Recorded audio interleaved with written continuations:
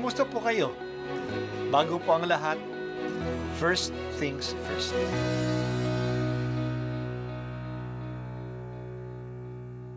Good morning po. Sinisimulan po natin ngayon ang first things first. At dito po, tinatalakay natin sa unang bahagi ng umaga natin ay ang first readings na binabasa po sa banal na misa. Ito pong tinatalakay natin kasi madalas po kasi marami na tayong alam tungkol sa gospel readings. Pero konti po ang nagsasalita sa first readings. Pero ang first readings, bahagi din po yan ng Biblia, ng banal na kasulatan. Kaya susubaybayan po natin ang mga first readings, basahin po natin at kuminsan kailangan ng basahin ng 2 o 3 beses bago maintindihan kasi hindi po tayo familiar sa mga istorya at sa mga kaisipan na tinatalakay dito. Ang pagbasa mula sa mga gawa ng mga apostol. Noong mga araw na iyon, nang dumating si Pablo sa Antioquia ng Pisidia, siya ay pumasok sa sinagoga at sinabi, "Mga kapatid kong mula sa lahi ni Abraham at mga taong may takot sa Diyos, tayo ang pinadalhan ng balitang ito tungkol sa kaligtasan. Hindi kinilala ng mga naninirahan sa Jerusalem at ng kanilang mga pinuno na si Kristo ang tagapagligtas. Hindi rin nila inunawa ang mga hula ng mga propeta na binabasa tuwing araw ng pamamahinga. Ngunit sila na rin ang nagsakatuparan ng hulang iyon nang hatulan nila ng kamatayan si Jesus. Bagamat wala silang sapat na katibayan para siya'y hatulan ng kamatayan, hiniling pa rin nila kay Pilato na siya'y ipapatay. At nang matupad na nila ang lahat ng nasusulat tungkol sa kanya, ibinaba nila ito sa krus at inilibing. Subalit siya'y muling binuhay ng Diyos at sa loob ng maraming araw ay napakita sa mga sumama sa kanya nang siya'y pumunta sa Jerusalem mula sa Galilea. Ngayon, sila'y mga saksi niya sa mga Israelita at narito kami upang ipahayag sa inyo ang mabuting balita. Ito ang pangako ng Diyos sa ating mga ninuno na kanyang tinupad sa atin nang muli niyang buhayin si Jesus. Ito ang nasusulat sa 2 awit. Ikaw ang aking anak, ako ang iyong ama. Ang salita ng Diyos. Salamat sa Diyos. Pinagpatuloy ngayon ang sermon ni Pablo sa Antioquia ng Pisidia.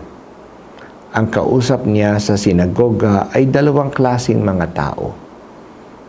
Ang mga mula sa lahi ni Abraham, sila yung mga Hudyo, at ang mga tao may takot sa Diyos. Ito'y tumutukoy sa mga hindi Hudyo na sumasama sa mga Hudyo sa kanilang pagsamba.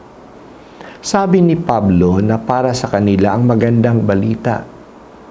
Tinanggihan ng mga taga-Jerusalem noon ang magandang balita. Hinatulan nila si Jesus ng kamatayan kahit na si Pilato mismo ay walang makitang dahilan bakit siya patayin. Sa ginawa nilang ito, tinupad nila ang sinabi ng mga propetang tungkol sa Mesiyas. Ibinitin nila siya sa kahoy.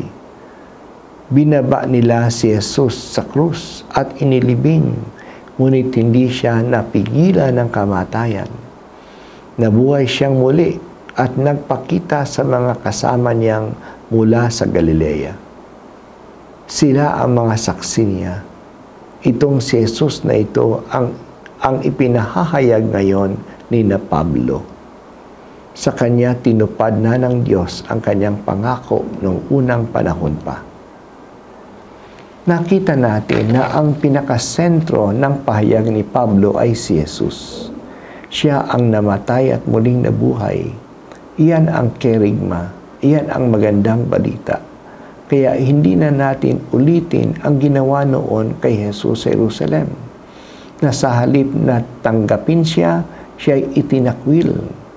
Totoo ang sinabi ng matandang si Simeon nung bata pa si Jesus sa Jerusalem na siya ang katitisuran ng marami. Ang hindi tatanggap sa kanya ay matitisod sa buhay na ito. Ngunit ang tatanggap sa kanya ay gagantimpalaan. Siya ang liwanag na dumating na sa mundo. ang gumagawa ng masama at hindi tapat ay kumokontra sa liwanag at gustong patayin ang liwanag kasi mabibisto ang kanilang kasamaan. Pero kailangang mabisto ang kasamaan natin upang malinis at makapagbago tayo. Handa ba tayong tanggapin ang liwanag, ang magandang balitang ito? Kung ipagpapatuloy nating basahin ang nangyari kay Pablo at Bernabe sa Antioquia, tinanggap ang mensahe nila ng mga hindi Hudyo. Ngunit marami sa mga Hudyo, dahil sa inggit sa kanila, tinanggihan nila at pinalaya sila sa kanilang lugar. Sayang, yung dapat na matuwa na tinupad na ng Diyos ang kanyang mga pangako ay nagalit pa. Totoong dumating si Jesus, ang salita ng Diyos na naging tao sa kanyang bayan at hindi siya tinanggap ng kanyang mga kababayan.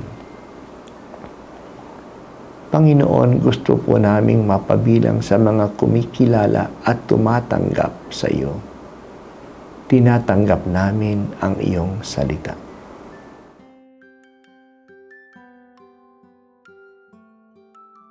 At ako po ay si Bishop Broderick Pabilio dito sa First Things First.